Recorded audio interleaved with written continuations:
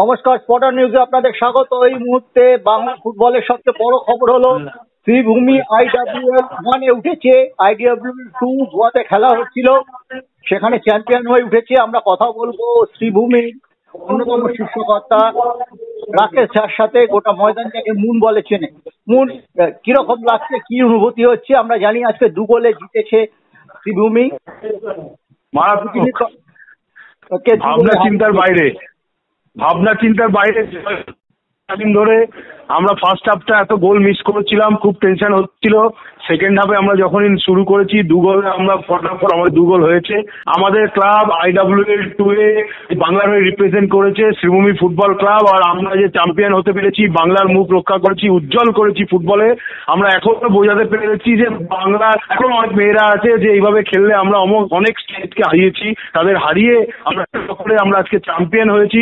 তাই আমরা এটা আবার প্রমাণ করলাম যে বাংলায় এখনো অনেক মেয়ে আছে যাদের নিয়ে খেলে আমরা ভারতবর্ষের বুকে দাগ কাটতে পারবো।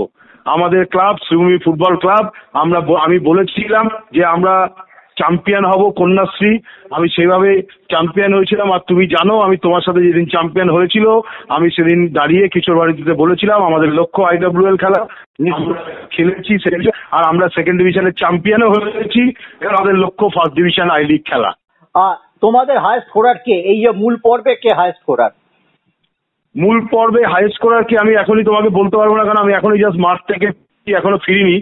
তোমাকে আজকের স্কোরার হলো রিম্পা আর আমাদের মৌসুমী মুর্মুর, দুজন গোল। সুজাতা কর দারুণ, সুজাতা কর ভালো, ওর নেতৃত্বেই আমরা চ্যাম্পিয়ন হয়েছি। আর আমরা ওর নেতৃত্বে আমরা কন্যাশ্রী চ্যাম্পিয়ন হলাম, ওর নেতৃত্বে আমরা IWL সেকেন্ড ডিভিশন চ্যাম্পিয়ন হলাম। IWL সেকেন্ড ডিভিশন লড়াই ছিল, তাও আমরা চ্যাম্পিয়ন হতে পেরেছি, এটা আমাদের বিশাল সৌভাগ্য। বলছি তোমরা কবে কলকাতায় ফিরছো? আমরা কালকে ফিরছি। ফ্লাইটের টাইম কখন একটু যদি বলো? কলকাতায় বিমানবন্দরে আমাদের টিম নামছে 6টার সময়, বিকেল 6টা।